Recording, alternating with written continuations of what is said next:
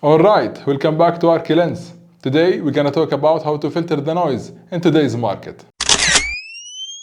If I had to deploy capital in today's market, I would ignore most of the market because most of the properties right now are designed to look safe but not actually to be safe. And this current market is quietly separating the assets that work during expansion from the asset that can survive pressure. And both assets are completely playing different game because what we are seeing right now is not just volatility, but it's in fact a structural realignment. Not necessarily negative, but different. And of course, different phases require different decisions and different framework. Real estate is not the place where you chase trends, but real estate is the place where you position capital for the next cycle. And the people who win long term are usually positioning before the market becomes obvious. So the question is not what should I buy, but the real question that we should ask, what will survive this phase and perform in the next one? Therefore, before I look at any project, I apply a filters of 3 layers. Does it hold value without perfect conditions? Does it survive when the demand slows down? And is the supply elastic or structurally limited? Because if a developer can replicate it endlessly, your upside will be capped. And this is where many investors fail completely. Why? Because they evaluate properties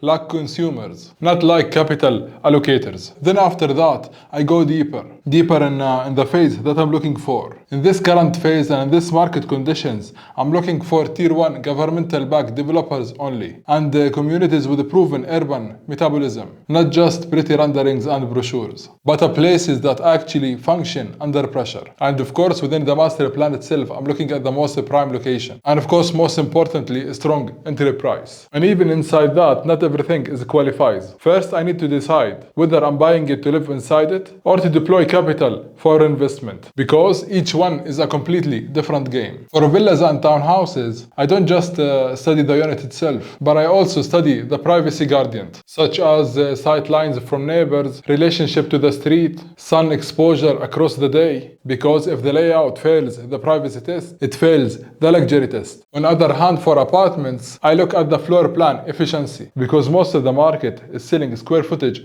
not a usable space. What I mean by that, if 20% of your unit disappears into corridors or awkward corners or dead circulations, your capital is trapped inside a space you cannot actually live in. That's why most investors buy square footage, but very few buy survivability. And when you apply these filters, most of the market disappears. And what remains is not what actually trending, but what remains is what's gonna survive. And the type of asset that survive usually share the same DNA: strong backing, real demand drivers, clear positioning, and long-term relevance, because difficult markets don't destroy weak assets, but they expose them. And add one layer most people completely ignore, which is land. Because in a market full of finished products, land becomes optionality. And you can always produce more villas and apartments, but you'll never be able to produce more lands. And that's the ultimate scarcity. In addition to that, you have more freedom in design, not cookie cutter units, and of course no embedded developer margins. And in uncertain markets,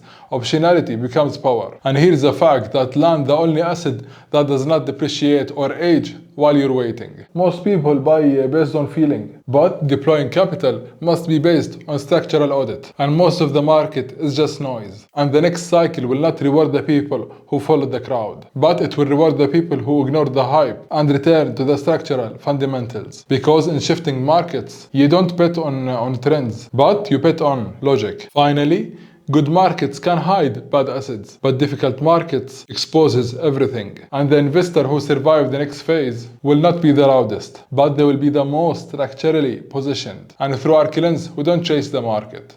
In fact, we decode the structure and position within it.